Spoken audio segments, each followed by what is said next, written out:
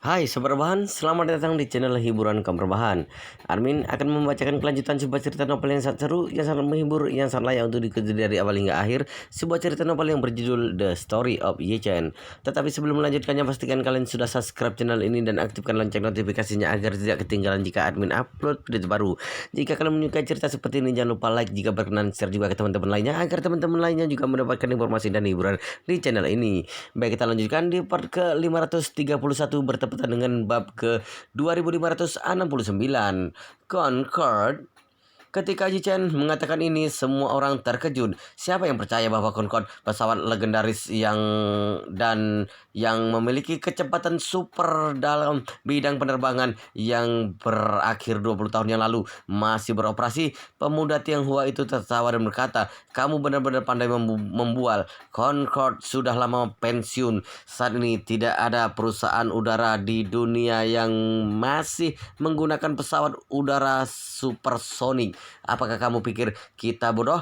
Yi Chen menggelengkan kepalanya dan berkata kepada dirinya sendiri, "Oh, aku benar-benar tidak mengerti diriku sendiri. Mengapa aku menghabiskan waktu dan mengaku untuk berbicara begitu banyak omong kosong denganmu di sini?"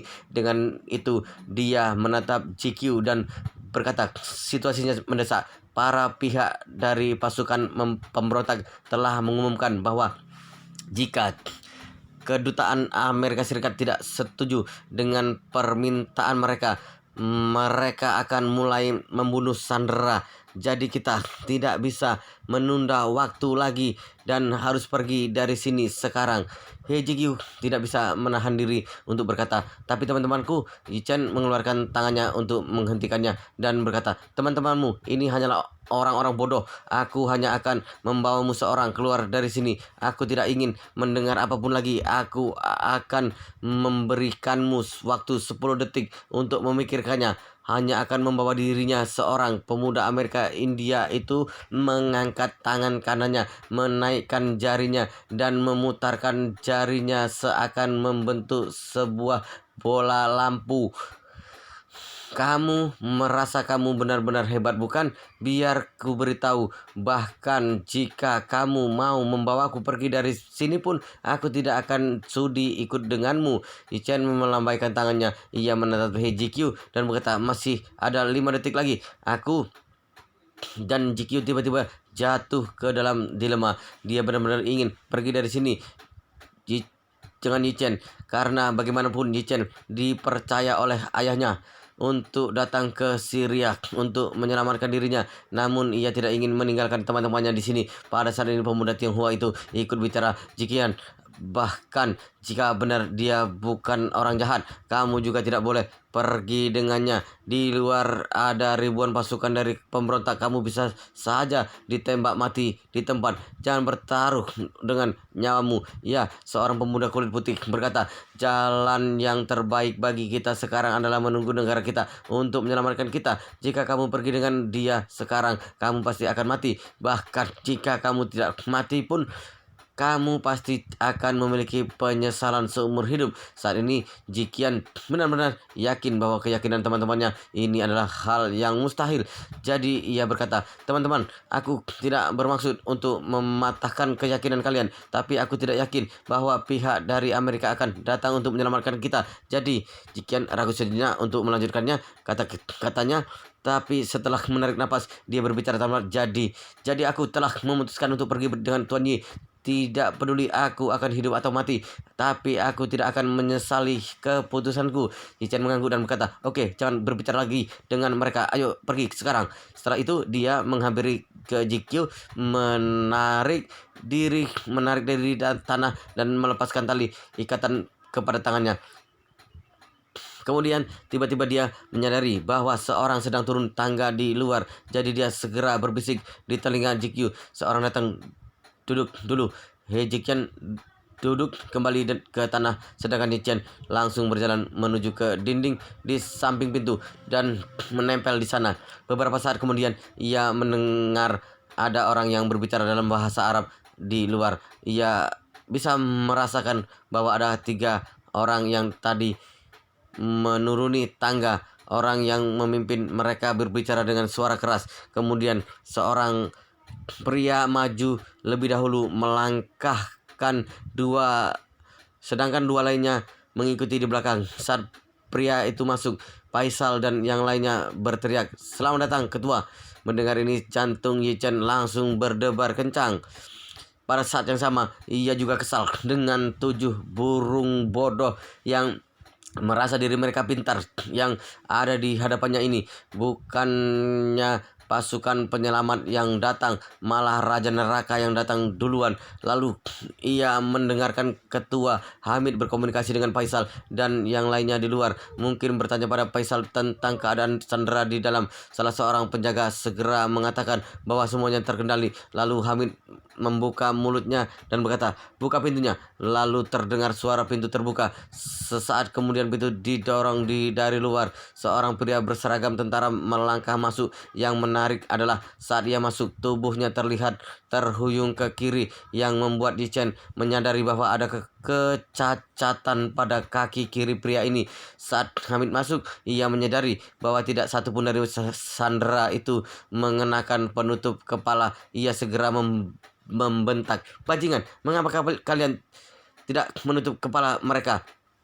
Sekarang mereka melihat wajahku. Mau tidak mau aku harus membunuh mereka semua. Setelah berbicara, ia menyadari masih ada seorang yang berdiri di dalam kegelapan di sisi kanan. Secara cepat ia berbalik dan melihat Yi Chen yang tersenyum ke arahnya. Pada saat ini Yi Chen langsung mengangkat senjatanya dan mengarahkan ujung AK-47 yang ada di tangannya ke arah Hamid, menutup pintu dengan kakinya, kemudian berkata sambil tersenyum, "Cepat, letakkan kedua tanganmu di kepalamu dan berlutut." Lalu ia menggelengkan kepalanya dan berkata, "Sepertinya kamu tidak mengerti bahasa Mandarin." Lalu tak disangka Hamid menjawab dengan Mandarin yang terbata-bata, "Kamu orang Tiongkok?" Lalu Yi Chen berkata, "Wow, kamu bisa bahasa Mandarin." Hamid berkata dengan tenang, "Aku pernah belajar di Tiongkok dan jurusanku adalah bahasa Mandarin. Awalnya ayahku menginginkanku untuk bisa bekerja sama dengan orang Tiongkok, tapi aku tidak menyangka bahwa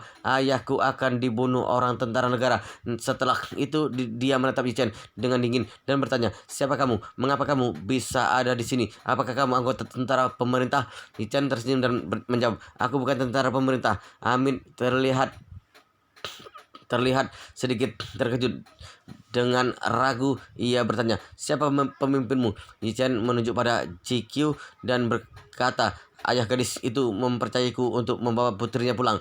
Kemudian ia menatap Hamid dengan dingin dan berkata, "Menurutku strategimu kurang bagus. Memang kalian ahli dalam bertarung, tapi aku benar-benar tidak mengerti kenapa kamu menyandera para mahasiswa bodoh ini. Apakah kamu tidak takut ini dijadikan bahan tertawaan?" Hamid menggertakkan giginya dan berkata, "Jangan omong kosong. Aku menyandera mereka karena mereka adalah bagian dari pasukan tentara pemerintah. Mereka adalah sanderaku dan kamu seenaknya saja kamu kemari dan mengatakan bahwa kamu membawa seseorang pulang. Kamu pikir kamu siapa? Bisa datang dan pergi sesuka hati." Yi Chen tertawa. "Apa kamu percaya jika aku mengatakan padamu bahwa jika aku membunuhmu sekarang juga di sini, aku akan bisa keluar dari sini hidup-hidup?" Hamid kembali menggetakkan giginya. "Semua pasukan ada di luar. Kamu tidak akan bisa melarikan diri." Yi Chen menggelengkan kepalanya dan berkata, "Tidak, kamu salah. Orang-orang yang di luar itu semuanya adalah orangku." Lalu Yi Chen membuka pintu dan berkata kepada Faisal, "Kendalikan kedua pria yang ada di luar itu dan ingat, jangan sampai orang-orang yang ada di lapangan mendengar." Faisal mengangguk tanpa ragu. "Baik." Hamid sangat terkejut. "Faisal, bisa-bisanya kamu mengkhianatiku, mengkhianati tujuan terbesar kita untuk menghancurkan pasukan tentara pemerintah." "Maaf." Faisal dengan hormat menunjuk ke Yi Chen dengan kedua tangan dan berkata tanpa ragu-ragu, "Aku hanya setia kepada pria ini sekarang."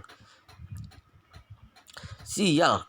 Ketika Hamid mendengar ini, hatinya tiba-tiba dingin. Lagi pula, dia juga sudah memimpin selama bertahun-tahun dan penilaiannya tentang situasi dan strategi sangat akurat. Ia sadar bahwa dirinya dan Yi Chen saat ini masing-masing memegang setengah dari kekuasaan dari ruang bawah tanah ini. Kekuasaan ada di tangan orang Tiongkok ini karena dia telah menodongku dengan pistol dan membeli orang-orangku. Ia bisa membunuh kapan saja, namun aku tidak sepenuhnya menyerah kepadanya. Tidak peduli seberapa kuatnya dia tidak mungkin bisa membeli semua orang dari sini, markas ini yang jumlahnya ribuan orang. Karena jika memang benar ia bisa melakukan itu, ia pasti sudah menghabisiku dari tadi dan tidak repot-repot menyelinap ke ruang bawah tanah ini untuk menungguku.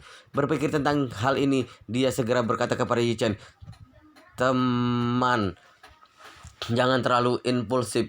Kita bisa membicarakan ini baik-baik. Bagaimanapun juga, aku telah belajar di Tiongkok selama bertahun-tahun. Senang bertemu denganmu."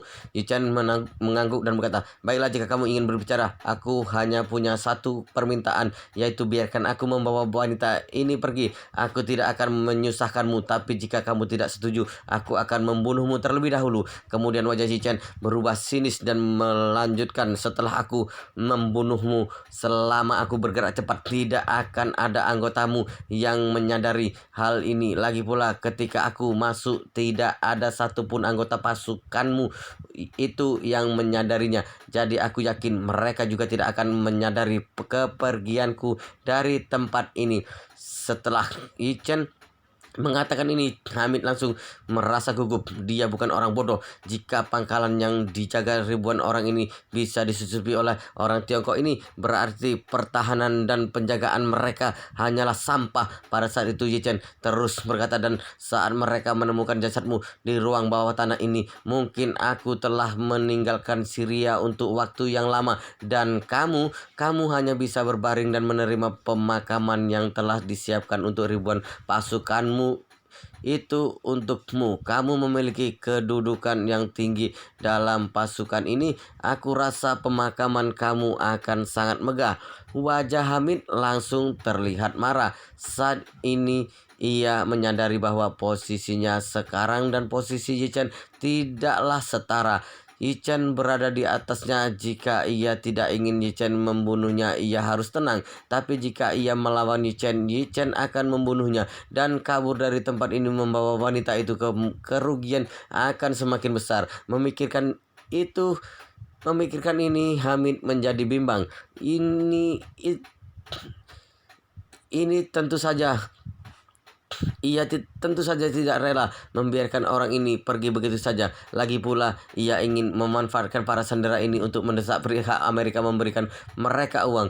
Dia memiliki ribuan anggota di pasukannya yang perlu diberikan makan dan uang yang bisa mereka terima dari pihak Amerika Serikat. Ini bisa membantu menstabilkan keuangan mereka, dan jika ada keuntungan lebih, dia juga dapat membeli badge senjata dan peralatan baru dari pengedar senjata militer untuk meningkatkan efektivitas pertempuran tentara. Walaupun uang penting, tapi setelah semua, dia juga seorang komandan yang sama dengan seorang ketua tim perang dan seorang kaisar lokal. Bahkan jika dia tidak dapat mendapatkan uang, dia memiliki tim ini. Dia tidak perlu khawatir tentang mendapatkan uang yang banyak di masa depan. Jika pihak mereka mendapatkan kemenangan akhir, dia juga bisa ikut campur tangan dan menjadi anggota dewan karena baginya saat ini yang paling penting adalah untuk bertahan hidup dan hidup dengan aman.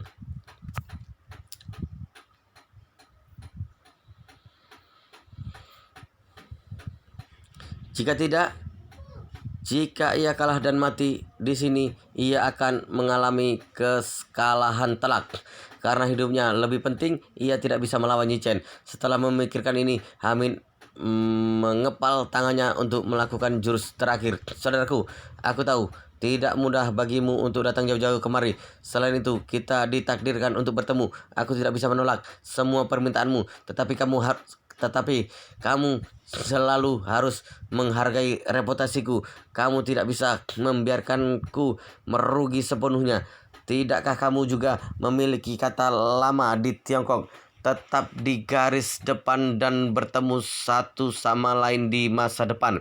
Yichen berkata dengan senyum, aku harus mengakui bahwa bahasa Mandarinmu tidak buruk. Kamu bahkan dapat mengucapkan kata-kata alegoris lama kepadaku. Hamid tersenyum malu dan berkata, dengan kata-kata itu, aku bisa menunjukkan bahwa dulu aku adalah seorang siswa teladan. Yichen mengangguk dan berkata, kamu memintaku untuk menghargai reputasimu. Apa maksudmu?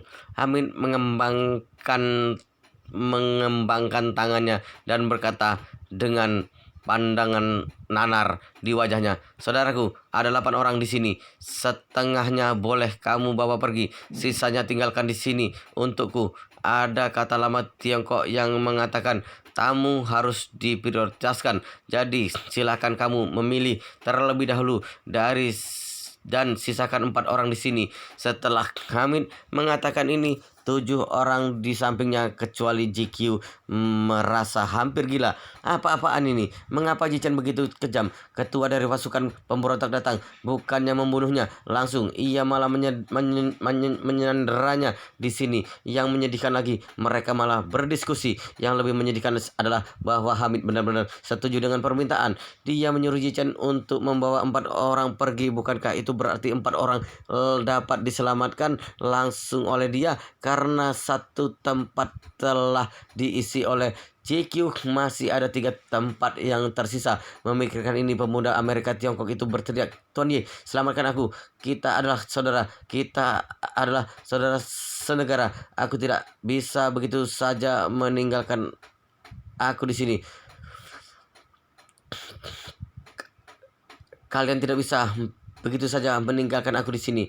Yichen mengabaikan rengekannya dan berkata, tidak perlu berkata seperti itu padaku. Kamu sendiri tahu jelas apa yang kamu katakan tadi. Apa kamu tidak ingat? Tadinya aku benar-benar menganggapmu sebagai saudara setanah airku. Walaupun paspormu adalah paspor Amerika Serikat, tapi di dalam dirimu mengalir darah Tiongkok. Jadi di mataku kamu adalah teman saudaraku. Lalu Yichen berkata dengan acuh tak acuh, tapi melihat apa yang kamu katakan tadi, bahwa kamu lahir dan besar di Amerika Serikat dan tanah airmu adalah Amerika Serikat, aku tidak bisa menyebutmu sebagai saudara setanah airku. Bukankah itu sama saja dengan menyuruhmu mengkhianati negaramu? Air mata pria itu meledak dan ia berkata, Tuan, aku salah. Sejujurnya aku tidak dilahirkan di Amerika, tapi aku lahir di Tiongkok. Tapi sejak kecil orang tuaku membawaku pindah ke Amerika dan menjadi warga negara Amerika. Tapi aku selalu mengaku bahwa aku lahir di Amerika dan tanah airku adalah Amerika Serikat. Karena tidak mau orang-orang Amerika memandangku sebelah mata, aku ingin memberitahu mereka bahwa walaupun rupaku tidak seperti orang Amerika, tapi aku lahir dan dibesarkan di Amerika Serikat dan aku adalah orang asli Amerika. Berbicara tentang hal ini, ia berteriak sambil menangis terseduh-seduh. Aku adalah penyembah negara asing. Sekarang aku menyadari kesalahanku. Aku tahu apa yang mengalir di tulangku. Tetap saja Ichen merasa sangat terganggu, jadi ia memotong. Baiklah, berhenti berbicara. Setelah pemuda itu mendengar hal ini, ia merasa seolah-olah ia memiliki harapan besar untuk tetap hidup. Ia segera menangis dan berkata, Tuan Yi, terima kasih banyak.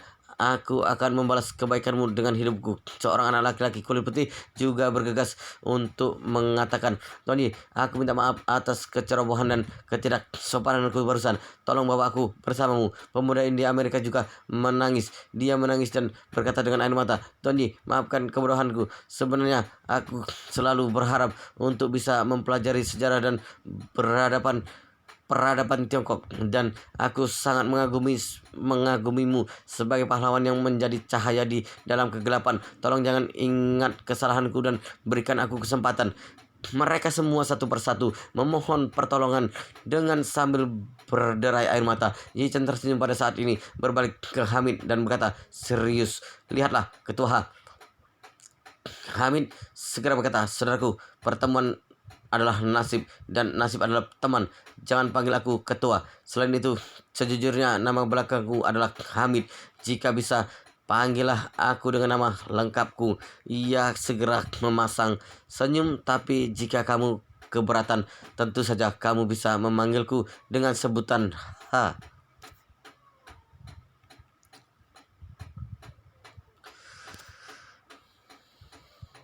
Ketika Jichen melihat wajah Hamid, dia tidak menahan diri untuk tertawa dan berkata, "Karena Ketua Hamid telah berbicara, aku akan memanggilmu dengan Hamid ke depannya."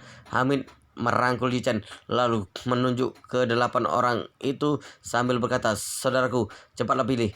Setelah mengatakan ini, karena takut Jichen tidak setuju dengan penawarannya, Hamid kembali bersuara, "Begini saja, aku akan melangkah sedikit. Pilihlah 5 orang. Keinginan ke-7 orang itu untuk bertahan hidup bahkan lebih tinggi dalam sekejap." Ichen melihat Hamid, tersenyum dan memuji. "Ketua Hamid, benar-benar menarik. Di titik ini, aku dapat melihat bahwa kamu adalah orang yang berintegritas dan menjaga janjimu." Hamid mengangguk dan berkata dengan serius, "Aku orang yang paling dipercaya, baik dalam bisnis, perdagangan, atau memimpin pasukan perang. Aku harus menepati janjiku. Jika aku membiarkanmu memilih 5 orang, aku tidak akan mengingkarinya." Ichen melambaikan tangannya dan berkata, "Aku juga merupakan orang yang paling bermoral di Jinghui. Prinsipku adalah jika kamu menghormatiku, maka aku akan sangat menghormatimu. Dari 8 orang ini, aku hanya akan membawa wanita itu seorang. Sisanya menjadi milikmu." Tangis ke-7 orang itu kembali meledak ketika mendengar ini. Pria keturunan Amerika Tiongkok berkata, "Tuan Yi, kita adalah saudara setanah air. Kamu tidak boleh bersikap tidak adil kepadaku seperti ini." Orang India, Amerika, dan yang lainnya juga menangis memohon belas kasihan. KJQ yang tidak tahan melihat semua ini berkata, "Tuan Yi, mereka memang seperti kata dalam tempurung. Mereka buta dan bodoh. Tapi tolong jangan melihat kesalahan mereka ini. Tolong berusaha untuk menyelamatkan sebanyak mungkin yang bisa kamu selamatkan. Bahkan jika kamu bisa menyelamatkan mereka semua, itu bukan lebih baik." Yichen berkata, "JQ, tidak bisa begitu. Aku datang untuk menyelamatkanmu. Demi ayahmu, siapa bilang aku ingin menyelamatkan mereka?" Dia CQ malu, tapi demi keselamatan hidup temannya, dia masih menggigit-gigit giginya dan berkata, "Tuan Yi, tolong berikan saya wajah. Saya tahu permintaan ini sangat tiba-tiba, tidak pantas dan mengalahkan diri sendiri. Tapi tolong lihatlah wajahku dan selamatkan mereka sekali." Hei GQ merasa malu, tapi demi keselamatan hidup temannya, ia masih menelan rasa malunya dan berkata, "Tuan Yi, tolong hargai diriku sedikit. Aku tahu permintaan ini sangat tiba-tiba, tidak pantas dan egois, tapi tolong lihatlah, hargailah aku dan selamatkanlah mereka sekali ini saja." Jichen menggeleng dan menolak dengan keras, "Aku tidak bisa melakukan itu karena sejak awal teman-temanmu itu juga tidak menghargaiku. Aku tidak peduli jika mereka mau buta dan menyembah negara orang lain. Dan aku tidak peduli mereka orang Amerika atau orang Mars sekalipun. Tapi selama seorang tidak menghargaiku, aku tidak akan menghargai mereka." Kemudian dia melihat Hamid, menunjuk ke GQ dan berkata, "Serius, aku hanya akan membawanya seorang." Sial, ini menarik.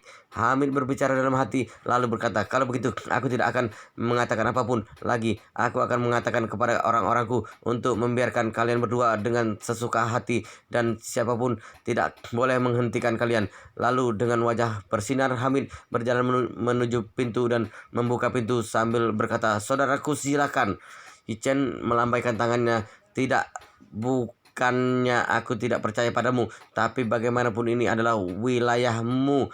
Aku harus berhati-hati jika aku meminta agar kamu menyiapkan sebuah helikopter di halaman. Helikopter itu tidak boleh membawa amunisi dan kamu harus menyuruh semua orang kecuali sang pilot untuk tetap mundur, dan kamu harus ikut dengan kami. Setelah orang yang akan menjemput kami tiba, barulah aku akan membiarkanmu pergi. Bagaimana menurutmu?" Hamid terlihat malu dan berkata, "Bagaimana jika kamu berubah pikiran ketika kamu sampai ke tempat itu? Bagaimana jika kamu ingin menyanderaku? Sekarang pasukan pemerintah menawarkan jutaan dolar untuk nyawaku. Bagaimana aku bisa tahu kamu tidak akan mengambil kesempatan untuk mendapatkan uang jutaan dolar itu?" Uang jutaan dolar? Yichen tak bisa menahan tersenyum. menatap wajah Hamid dan bertanya dengan senyum, "Apakah kamu pikir aku tertarik dengan uang? Tadi aku duduk di pesawat Concorde dengan harga lebih dari ratusan juta dolar. Kamu pikir setelah semua ini aku masih akan tertarik dengan uang jutaan dolar itu?" Hamid menelan ludah, berkata dengan rasa terkejut, "Concorde, saudara, kamu kamu anggota keluarga Yi dari Tiongkok?"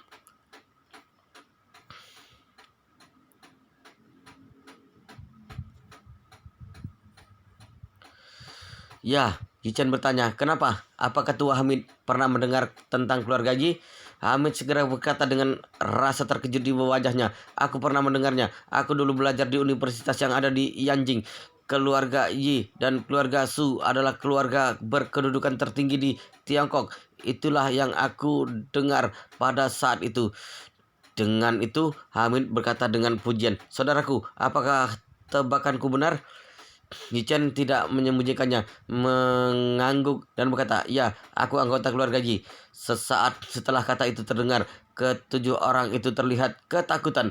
Mereka semua adalah siswa terbaik dalam bidang keuangan. Mereka memiliki pemahaman dalam kondisi ekonomi berbagai negara. Mereka juga mengetahui kekuatan keluarga kaya di Tiongkok. Setelah mereka mendengar bahwa Yichen adalah keturunan keluarga Yi, mereka segera mengerti mengapa Yichen bisa sampai ke Syria dengan Korkor dan dalam waktu singkat. Ini hanya bisa dilakukan keluarga Yi. Sayang sekali bahwa para mahasiswa pintar ini buta dan bersikap bodoh. Hamid di satu sisi segera mengepal tangannya dan berkata, "Aku tidak menyangka bahwa kamu benar-benar anggota keluarga Yi. Seorang anggota keluarga Yi bisa masuk ke sini sendirian. Ini benar-benar mengagumkan. Mengagumkan." Yichen tersenyum. Ketua Hamid terlalu sungkan. Hamid berkata dengan senang hati, "Aku tidak menyangka aku bisa bertemu keturunan keluarga Yi hari ini. Ini benar-benar takdir." Setelah itu ia melihat Yichen dan berkata dengan jujur, "Saudaraku, ada pepatah tua Tiongkok yang mengatakan bahwa kalian tidak saling mengenal tanpa bertengkar. Ini sesuai untuk menjelaskan apa yang terjadi antara kita hari ini. Jika kamu tidak keberatan, kita bisa menjadi teman mulai sekarang." Yichen mengangguk dan berkata, "Serius, karena kamu berkata demikian, jadi mulai sekarang kita adalah teman." Hamid tertawa dan menjawab, "Saudaraku, aku tahu kamu datang sejauh ini untuk menyelamatkan wanita ini. Aku rasa wanita ini sangat penting bagimu. Sampai-sampai kamu datang kemari hanya demi dirinya. Maka aku tidak akan membuang-buang waktumu di sini. Kita harus saling bertukar nomor kontak. Dan kemudian aku akan membawamu pergi dengan helikopter sesuai keinginanmu. Jika kesempatan lagi di masa depan, silahkan kembali ke Syria sebagai tamu. Dan jika kamu datang, aku pasti akan menjamumu sebaik mungkin." Ketika melihat ini, Yichen berkata tanpa ragu-ragu, "Tidak masalah. Jika suatu hari nanti kamu datang ke Tiongkok, silakan menghubungiku terlebih dahulu. Aku akan menyambutmu dengan tangan terbuka." Saat itu pemuda dari keturunan Tiongkok berteriak dan berkata, Tuan, Tuan, kamu adalah seorang tuan muda dengan harta triliunan. Jangan memandang kami yang hanya orang biasa dengan sebelah mata. Tidak mudah bagi orang tuaku untuk membesarkanku. Tolong beri aku kesempatan dan selamatkan nyawaku. Aku mohon padamu." Setelah itu, meskipun tangannya masih terikat di belakangnya, dia berjuang putus asa untuk berlutut dan bersujud. Yichen berkata dengan dingin saat ini, "Cukup, tidak perlu bicara lagi. Tidak peduli apa yang kamu katakan, aku tidak akan membawamu pergi." Setelah mengatakan ini, dia melihat JQ dan berkata, "Nona, hei, mari kita pergi." Setelah mendengar ini, pemuda keturunan Tiongkok melihat JQ dengan marah dan berteriak, "Hei JQ, aku datang kemari demi dirimu. Apakah kamu tega meninggalkanku di sini dan lari untuk menyelamatkan hidupmu sendiri? Apakah kamu bahkan memiliki rasa kemanusiaan?"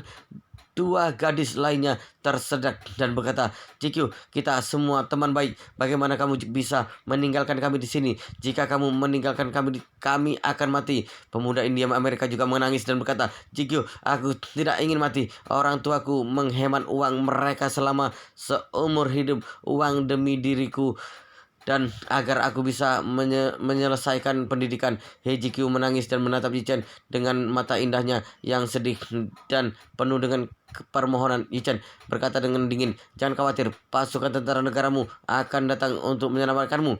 Dengan itu, dia melihat JQ dan dengan keras mengingatkannya, "Sudah waktunya untuk pergi, Nona Hei."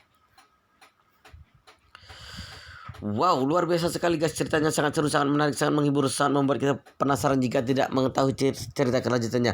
Tetapi sepertinya di bab ini sampai di sini dulu, dan kita akan lanjutkan di bab berikutnya di video selanjutnya. Pastikan kalian sudah subscribe channel ini dan aktifkan lonceng notifikasinya agar tidak ketinggalan jika admin upload video terbaru. Jika kalian menyukai cerita seperti ini, jangan lupa like, jika berkenan share juga ke teman-teman lainnya agar teman-teman lainnya juga mendapatkan informasi dan hiburan di channel ini. Baik, kita lanjutkan di bab berikutnya di video selanjutnya.